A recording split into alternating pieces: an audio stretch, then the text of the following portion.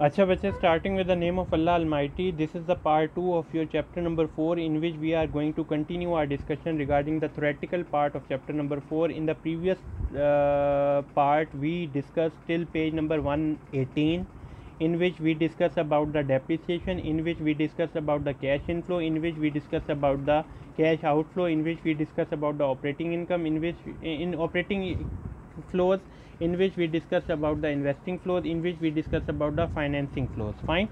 So now today's topic is related to preparation of your cash flow statement. ठीक है, operating cash flow statement या sorry cash flow statement बनाने के लिए आपको कुछ बातें ध्यान में रखनी है। अब वो क्या क्या बातें हैं वो मैं आपको समझाता जा रहा हूँ।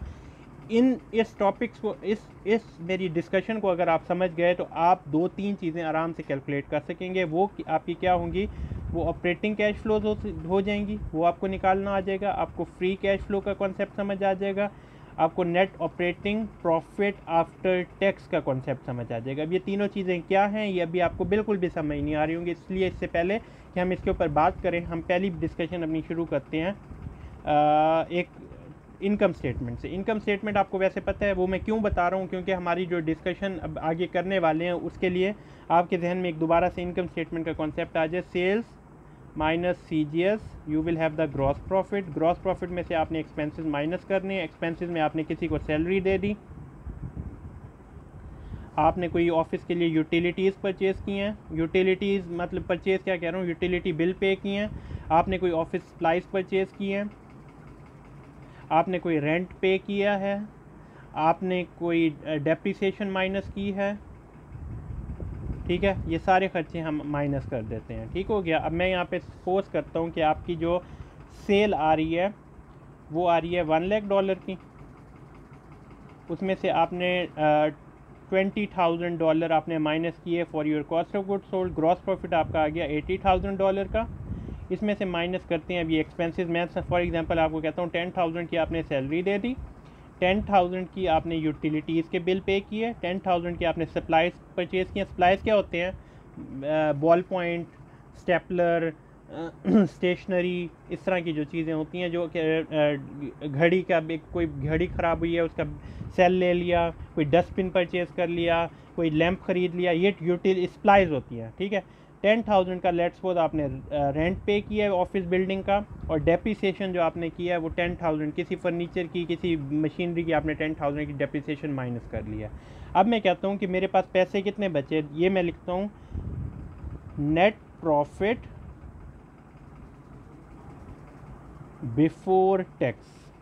नेट प्रॉफिट बिफोर टैक्स कितना आ गया, अभी मैंने टैक्स पे नहीं किया गवर्नमेंट को, मैंने अपने खर्चे पहले निकाले 80 में से 1 2 3 4 5 50,000 माइनस किया तो मेरे पास 30,000 किसके आ गए, नेट प्रॉफिट बिफोर टैक्स। ठीक है, या मैं इसे नेट ऑपरेटिंग प्रॉफिट भी कहता हूँ, यानी ऑपरेटिंग एक्सपेंसेस, ये सारे मेरे ऑपरेटिंग एक्सपेंसेस हैं, ये मैंने सारे माइनस किए तो मेरे पास net operating profit before tax जो आ गया वो आ गया 30,000 का। इसमें से मैं माइनस कर देता हूँ आपका टैक्स परसेंटेज। अब टैक्स में माइनस कर देता हूँ, लेट्स सपोज आपने इसका 10% टैक्स देना है। ठीक है, गवर्नमेंट को अपनी इनकम का 10% टैक्स देना है, यानी यहाँ से आप 3,000 रुपये और माइनस कर देंगे अपने टैक्स के, तो ये आपके पास आ जाएगा net operating profit after tax. ठीक हो गया, net operating profit after tax जो कि आएगा 27,000। अब जो बात आपने समझनी है वो एक बात ये समझनी है कि इस 30,000 को हम दो नामों से इस्तेमाल करते हैं। हम इसे earning before interest and tax, ना हमने इंटरेस्ट अभी किसी को दिया, ना हमने गवर्नमेंट को टैक्स दिया, ये 30,000। ठीक है, आपकी आसानी के लिए अभी मैं यहाँ पे इंटरेस्ट का कॉन्सेप्ट डिस्कस नहीं करता, इंटरेस्ट को इग्नोर करता हूँ कि मैंने किसी को कोई इंटरेस्ट नहीं देना, मैंने किसी से कोई उधार नहीं लिया, मैंने किसी को कोई सूद अदा नहीं करना। ठीक हो गया, इंटरेस्ट नहीं देना, तो ये इसी चीज़ को मैं अर्निंग बिफोर टैक्स के नाम से भी जान सकता हूँ। ठीक है, ये दोनों चीज़ें मैं सेम कंसीडर करता हूँ। अगर मैं इंटरेस्ट को इग्नोर करूँ, यहाँ पे मैंने इंटरेस्ट ख़त्म नहीं किया, मैंने सिर्फ अभी फ़िलहाल उसे इग्नोर किया। इग्नोर मतलब नज़रअंदाज किया हुआ है। ठीक हो गया, earning before interest and tax आपके पास, और अर्निंग बिफोर टैक्स आपके पास जो आ गया वो वही कुछ आ गया, net operating profit before tax. ठीक हो गया। अच्छा, अब इसके ऊपर बात ये करते हैं कि net operating profit after tax आपके पास 27,000 आ गया। ठीक हो गया।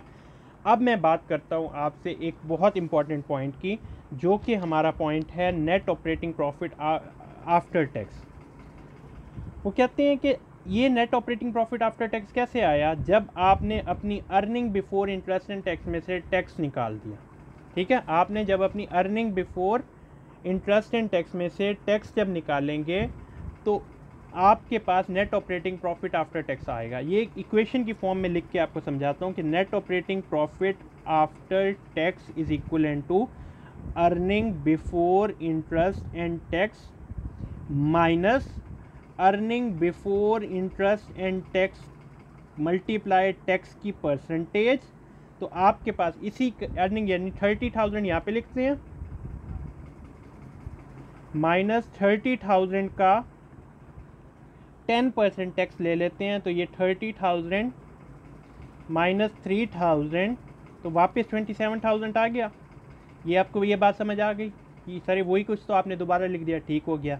मैं इस इक्वेशन को दोबारा लिखता हूँ और यहाँ पे ना earning before interest and tax, earning before interest and tax को जैसे मैट्रिक में वो अलजेब्रा की चीज़ों में कॉमन नहीं ले लेते थे, मैं यहाँ पे कॉमन लेता हूँ। Net operating profit after tax is equal to earning before interest and tax. यहाँ से भी और यहाँ से कॉमन ले लिया, यहाँ पे क्या रह गया? यहाँ पे रह गया 1 माइनस यहाँ पे क्या रह गया? यहाँ पे टैक्स की परसेंटेज आ गई। तो ये वाला जो आपको शक्ल नज़र आ रही है ये कॉन्सेप्ट है net operating profit after tax की। ये इक्वेशन मैंने इसी से बनाई है, ये आपकी पूरी इनकम स्टेटमेंट से ये बनाई है। ये कोई जैसे मेरी आदत, आपको अब आइडिया हो गया होगा कि चैप्टर 3 में भी मैंने हर फार्मूले को समझाया है। मैंने आपको कहीं पे ये नहीं कहा कि आपने बस इस फार्मूले का रट्टा मार लेना है। मेरे लिए बड़ा आसान था कि भाई net operating profit after tax निकालने का फार्मूला होता है earning before interest and tax into 1 minus tax percentage. क्या है कि मैं अपनी जान छुड़वा सकता था, बट मैंने आपको पूरा का पूरा फार्मूला इसी इक्वेशन से, ये पूरे इनकम स्टेटमेंट से सारी चीज़ें साथ साथ लेके चले। जिस बच्चे को नहीं समझ आ रही पीछे करके दोबारा समझ ले, ठीक हो गया। तो तमाम की तमाम चीज़ मैंने आपको कोई भी फार्मूला ये नहीं कहा कि you have to memorize it, you have to perform the activity of cramming. Cramming का मतलब होता है रट्टा मारना, ठीक है। मैंने आपको यहाँ पे नहीं कहा कि इस फॉर्मूले का रट्टा मार लें और इसी से हम क्वेश्चन सॉल्व करेंगे। ऑल्दो कि हमें यूं ही earning before interest and tax paper आगे न्यूमेरिकल्स में दिया होगा, टैक्स की परसेंटेज दी होगी, हमसे कहा जाएगा कि net operating profit after tax निकाल के दिखाएं, तो हमने earning before interest and tax को यहाँ लिखना है 1 माइनस टैक्स की परसेंटेज, हमारे पास आंसर आ जाएगा।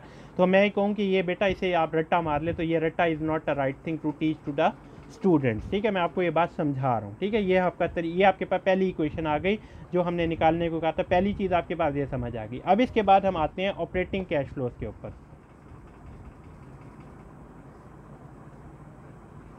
ऑपरेटिंग कैश फ्लोज के अंदर जब हम बात करते हैं तो पहली बात उन्होंने कहा है कि जो आपकी net operating profit after tax है उसमें डेप्रिसिएशन ऐड करें। मेरा net operating profit after tax ये वाला आया था 27,000 और ये 10,000 की डेप्रिसिएशन मुझे ऐड करने को कह रहा है फॉर्मूला। ये क्या कह रहा है, इसे इस बात को मैंने आपको समझाना है। ऑपरेटिंग कैश फ्लो वो कहता है कि आपके पास जो net operating profit after tax आया है उसमें आप डेप्रिसिएशन को ऐड अप कर दें। अब उसे ऐड करने का क्या फ़ायदा है या क्या उसके पीछे लॉजिक है वो समझानी है। मेरे पास था 80,000 जेब में, ठीक है। जब मैंने अपने खर्चे कॉस्ट निकाली चीज़ की 80,000 मेरी जेब में आया। 10,000 रुपये मैंने सैलरीज़ की फॉर्म में दिया, एक बंदे को मैंने 10,000 दे दिया, ये मैंने 10,000 किसी को दे दिया। फिर मैंने यूटिलिटीज़ के 10,000 दे दिए, फिर मैंने सप्लाईज़ के 10,000 दे दिए, फिर मैंने रेंट 10,000 दे दिए। फिर डेप्रिसिएशन की बात आई तो मैंने किसी को भी 10,000 दिए नहीं हैं। मैंने ये 10,000 फाड़ के डस्टबिन में नहीं फेंक दिए। मैंने इन 10,000 को कहा कि मेरा एक फ़र्नीचर मैंने 1 साल पहले लिया था, अब उसकी 10,000 रुपये की वैल्यू कम हो गई है, लेकिन 10,000 मुझे किसी को देने नहीं पड़े। ये मेरी बात को समझें कि मैंने हर खर्चे, ग्रॉस प्रॉफिट 80,000 में इस खर्चे को भी माइनस किया, इस खर्चे को भी माइनस किया, इस खर्चे को भी माइनस किया, इस खर्चे को भी माइनस किया। लेकिन जब डेप्रिसिएशन की बात आई तो डेप्रिसिएशन एक वाहिद चीज़ थी जो कैश की फॉर्म में नहीं थी। इस डेप्रिसिएशन को नॉन कैश एक्सपेंस कहते हैं, नॉन कैश एक्सपेंस कहते हैं। और नॉन कैश एक्सपेंस का मतलब है खर्चा तो है लेकिन कैश की फॉर्म में नहीं है। यानी मुझे ये 10,000 जो मैंने अपने दिमाग में सोच लिया कि मेरी गाड़ी की या मेरे मोटरसाइकिल की वैल्यू 10,000 रुपये कम हो गई है, वो मुझे 10,000 रुपये उठा के मैं फाड़ने नहीं लग जाऊंगा कि मैंने 50,000 का बाइक लिया था अब वो 40,000 का हो गया तो मुझे 10,000 फाड़ के डस्टबिन में फेंक देने चाहिए। It will not be like that. तो यानी मैंने 10,000 माइनस किया इनकम स्टेटमेंट बनाने के लिए, लेकिन अभी भी मेरी जेब में 10,000 मौजूद है। तो जब हम ऑपरेटिंग कैश फ्लो की बात करें, एक साल के अंदर कैश की पोजीशन आपकी क्या है, ऑपरेटिंग कैश फ्लो में एक ऑपरेशन मीन्स एक साल के लिए कैश फ्लो आपकी पोजीशन क्या है, एक साल के अंदर जितने कैश आपके पास होगा, तो पहली चीज़ आपके पास जो कैश होगी वो आपके पास वो 27,000 होंगे जो टैक्स निकालने के बाद आपके पास थे। तो मैंने वापस वही 27,000 यहाँ पे लिख दिए, प्लस डेप्रिसिएशन का 10,000 भी आपकी जेब में है, ऑल्दो कि you deducted that 10,000 at the time of income statement, लेकिन वो कहीं किसी को दिया नहीं है। आपने सिर्फ बुक्स ऑफ अकाउंट में 10,000 की वैल्यू डिक्रीज़ किया, लेकिन अभी भी वो 10,000 रुपये आपकी जेब के अंदर मौजूद है, आपने फाड़ के डस्टबिन में नहीं फेंके। तो जब हम बात करते हैं कि ऑपरेटिंग कैश फ्लो में मेरे पास कितना कैश अवेलेबल है, मेरे पास अभी भी 37,000 कैश अवेलेबल है। This is basically the operating cash flow. यहाँ पे हमारा ऑपरेटिंग कैश फ्लो का कॉन्सेप्ट क्लियर होता है। ठीक हो गया। मैं दोबारा समझा देता हूँ। ऑपरेटिंग कैश फ्लो का मतलब है एक साल के लिए अंदर आपके पास पैसों की हालत क्या है, कितना कैश आपके पास इन हैंड मौजूद है। तो मैं कहूँगा कि सर मैंने ये 80,000 रुपये ग्रॉस प्रॉफिट था, सारे खर्चे किए, ये भी खर्चा किया, मेरे पास 30,000 net operating profit before tax आया, मैंने गवर्नमेंट को 3,000 रुपये का टैक्स दिया, और मेरे पास जो नेट प्रॉफिट ऑपरेटिंग प्रॉफिट आया वो कितना आ रहा है, 27,000 का आ रहा है। तो मेरे पास 27,000 रुपये है, लेकिन असल में मेरी जेब में 37,000 है। क्यों? क्योंकि जो डेप्रिसिएशन के 10,000 माइनस किए थे वो अभी तक मेरी जेब में 80,000 जेब में से मैंने इसके पैसे 10 निकाले, इसके पैसे 10 निकाले, इसके पैसे 10 निकाले, इसके पैसे निकाले, लेकिन 10,000 मेरा डेप्रिसिएशन का मेरी जेब में ही रहेगा। तो ये जो मेरा खर्चा निकला था 27,000 का और 10,000 ये वाला, तो ये मेरे पास total operating cash flows available हैं 37,000 का। यहाँ तक ये वाली बात किसी को समझ नहीं आई तो बेटा मेरी बात समझो, वीडियो को दोबारा पीछे करो और दोबारा मेरी बात ये सुनो कि 10,000 डेप्रिसिएशन तो मैंने एक्सपेंस तो शो किया, लेकिन मेरी जेब में अभी भी मेरे मोटरसाइकिल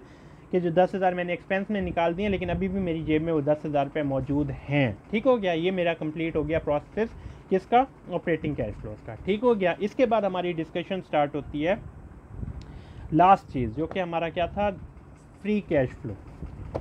फ्री कैश फ्लो का सिंपल कॉन्सेप्ट आप समझ लें कि एक साल के लिए ऑपरेटिंग कैश फ्लोज जो मेरे पास आते हैं, यानी वो पैसे जो 1 ईयर के लिए आपके हाथ में है, यू हैव द आइडिया कि सर ये मेरे पास इतने पैसे मौजूद हैं, कितने हैं, 37,000। इनमें से आपने जब 2 खर्चे निकाल लें, पहला आप खर्चा निकाल लें फिक्स एसेट्स के लिए, दूसरा आप निकाल लें करंट एसेट्स के लिए। जब इन 2 के खर्चे आप निकाल लेंगे तो बाकी जो पैसे होंगे वो फ्री कैश है। Free cash means you can invest at any place at any time, free है। मतलब मेरी जेब में अगर लाख रुपए बना हुआ है ऑपरेटिंग कैश फ्लो, मुझे पता है एक साल के लिए मेरी जेब में 1 लाख रुपए है, इससे मैंने एक मोटरसाइकिल ख़रीदनी है 20,000 रुपये की, और ये फिक्स एसेट के लिए 20,000 रुपये चाहिए, और 20,000 रुपये का मैंने अपने खर्चे करने हैं इस साल के अंदर अंदर। ठीक है, टोटल जो दोनों चीज़ें जब आप निकाल लेंगे तो बाकी 60,000 फ्री कैश फ्लो है। आपने कहा कि मैंने एक गाड़ी खरीदनी है जो फिक्स एसेट होगी, और बाकी मेरे डे टू डे एक्टिविटी के लिए 20,000 चाहिए। ये दोनों खर्चे जब आपने टोटल ऑपरेटिंग कैश से निकाल लिया तो बाकी 60,000 फ्री कैश फ्लो है, ये फ्री है। अब इसके ऊपर आप जो मर्जी डिसीजन लें कि मैंने इसे सेविंग करनी है, मैंने कहीं इन्वेस्ट और कर देना है, इसके ऊपर आपको कोई टेंशन नहीं, यानी ये फ्री कैश है। तो फ्री कैश निकालने का सिंपल सा फॉर्मूला या फिर सिंपल सा कॉन्सेप्ट ये है कि ऑपरेटिंग कैश फ्लो में से आपने नेट, या नेट का वर्ड है, नेट फिक्स एसेट्स इन्वेस्टमेंट निकाल देनी है और नेट करंट एसेट्स इन्वेस्टमेंट निकाल लेनी है। ठीक हो गया, ये आपका कॉन्सेप्ट बन जाएगा फ्री कैश फ्लो का। अब इस कॉन्सेप्ट को समझने के लिए आपने जो 2 बातें समझनी है कि सर ठीक है हमें नेट फिक्स एसेट्स इन्वेस्टमेंट समझ आ गई, हमें नहीं अभी आपको समझ नहीं आई, आपको ये फार्मूला तो समझ आ गया कि मेरी जेब में 1 लाख रुपए है, उसमें से मैंने कुछ फिक्स एसेट्स पे इन्वेस्टमेंट करनी है, कुछ मैंने करंट एसेट्स के ऊपर इन्वेस्टमेंट करनी है, बाकी पैसे मेरे पास फ्री कैश है, इसे फ्री कैश है। लेकिन सर ये नेट फिक्स एसेट इन्वेस्टमेंट क्या होती है और नेट करंट एसेट्स इन्वेस्टमेंट क्या होती है, ये समझा दे। तो मैं बस आपको अब इसी बात के ऊपर आने वाला हूँ कि हमारे पास नेट फिक्स एसेट्स इन्वेस्टमेंट क्या होती है। नेट फिक्स एसेट इन्वेस्टमेंट में हम क्या कहते हैं कि मेरे पास पिछले साल मेरे पास फॉर एग्जांपल 2019 में एक गाड़ी थी 50,000 की, और मेरे पास 2020 में अब जब मैंने अपने गाड़ी के पैसे या फिक्स एसेट के पैसे या गाड़ी के पैसे देखे तो 70,000 हो गए हैं। ये कोई नई गाड़ी ऐड नहीं हुई। मैंने कहा पिछले साल मेरे पास 2019 के अंदर 50,000 की गाड़ी थी फिक्स एसेट से, लैंड हो, बिल्डिंग हो, गाड़ी हो, जो मर्जी हो। इस साल के आखिर में मेरे पास 70,000 के फिक्स एसेट्स हैं। आपके फिक्स एसेट में कितने का इजाफा हुआ? आपके फिक्स एसेट में 20,000 का इजाफा हुआ। ठीक हो गया। इसके अंदर से मैंने माइनस किए थे 5,000 रुपये डेप्रिसिएशन के, लेकिन वो 5,000 रुपये कहीं गए नहीं हैं, वो यहीं पे मौजूद हैं। तो मैं इसके अंदर दोबारा से अपनी डेप्रिसिएशन के 5,000 रुपये माइनस कर देता हूँ, सॉरी प्लस कर देता हूँ। तो मुझे ये पता चलेगा कि मैंने इस साल में 25,000 अपने फिक्स एसेट पे इन्वेस्ट किए हैं। दोबारा मेरी बात समझे, 50,000 का एसेट था, उसमें 5,000 की कमी मैंने डेप्रिसिएशन की करनी थी। मेरे पास पिछले साल के एसेट्स की जो वर्थ बननी थी वो रहनी थी 45,000। इस साल के आखिर में मेरे पास पैसे बने पड़े हैं, फिक्स एसेट बने पड़े हैं 70,000 के। तो टोटल उनमें चेंज कितने का आया? तो मैं 70,000 में से पिछले साल के एसेट, ये दोनों चीज़ें हैं, तो मेरे पास टोटल जो फ़र्क आ रहा है वो कितने का आ रहा है? 25,000 का आ रहा है। तो वो मैंने निकाल लिया। अब इसे एक तरीके से ये निकालने का तरीका, या एक तरीका ये है कि इन दोनों का फ़र्क ले ले 20,000, और जो डेप्रिसिएशन के पैसे हैं वो आप वापस ऐड कर लें, तो आपके पास 25,000 आ जाएंगे। यहाँ तक आपकी बात समझ आ जानी चाहिए। दोबारा समझा देता हूँ बेटा। 2019 के एंड में I got the fix assets of 50,000। At the end of 2020 I have the fix assets of 70,000। दोनों फिक्स एसेट में कितने का फ़र्क आया? 20,000 का। ठीक हो गया। 2019 के एसेट जो 50,000 थे उसमें 5,000 की डेप्रिसिएशन आनी थी। मैं वो डेप्रिसिएशन के पैसे ऐड करता हूँ कि यानी ये इतने ही पैसे में, यानी ये पैसे खर्च नहीं हुए, ये पैसे अभी भी मौजूद हैं, या ये फिक्स एसेट अभी भी 5,000 का है। तो वो 25,000 मैंने उसे करके मैंने कहा कि टोटल फ़र्क ये 25,000 का रहा है। अगर किसी को ये बात समझ नहीं आ रही तो दूसरे तरीके से समझो कि 50,000 जो पिछले साल के एसेट्स थे उसमें से मैंने 5,000 की डेप्रिसिएशन माइनस की, तो टोटल वर्थ पिछले साल के एसेट्स की कितनी बन गई? 45,000। इस साल के आखिर में मेरे एसेट्स कितने बन गए? 70,000 के। ठीक है, तो दोनों में मैंने कितनी इन्वेस्टमेंट किया? I have invested total of $25,000 invested in the fix asset. इस प्रोसेस को कहते हैं नेट फिक्स एसेट्स इन्वेस्टमेंट, जिसका जो तरीक़ेकार है नेट फिक्स एसेट्स इन्वेस्टमेंट निकालने का वो है change in fixed assets plus depreciation. इन दोनों का चेंज निकाल लें जो कि 20,000, और उसमें 5,000 की डेप्रिसिएशन ऐड कर लें, तो आपके पास नेट फिक्स एसेट इन्वेस्टमेंट 25,000 निकल आएगा। ये मैंने आपको एक चीज़ समझा दी। ऑपरेटिंग कैश फ्लो हमारी डिस्कशन पहले ही ऊपर हो चुकी है। आखिरी बात जो मैंने आपको समझानी है वो है नेट करंट एसेट्स इन्वेस्टमेंट की। अब नेट करंट एसेट्स इन्वेस्टमेंट क्या होती है? एक साल के अंदर अंदर आपको क्या खर्चे चाहिए?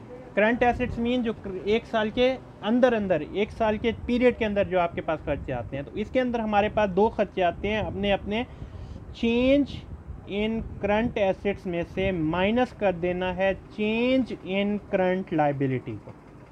यानी एक साल के जो करंट एसेट्स में चेंज आया और एक साल की करंट लाइबिलिटी में चेंज आया, इन एसेट्स में से अपनी लाइबिलिटीज़ माइनस करें तो आपको पता चल जाएगा कि आपने करंट एसेट में कितना इन्वेस्ट किया है। इस बात को समझते हैं।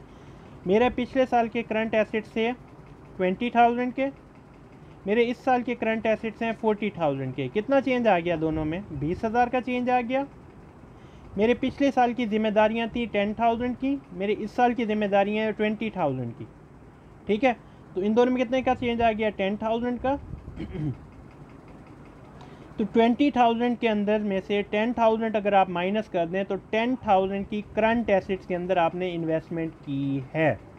इसे कहते हैं नेट करंट एसेट्स इन्वेस्टमेंट।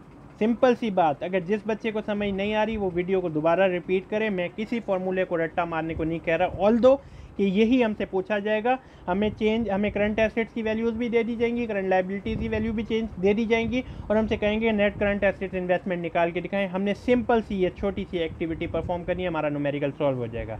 हमें net change in fix asset बता दिया जाएगा, हमें डेप्रिसिएशन बता दी जाएगी, और हमें कहा जाएगा नेट फिक्स एसेट इन्वेस्टमेंट। हमने सिंपल सी एक्टिविटी न्यूमेरिकल में करनी है, हमारे पास आंसर आ जाएगा।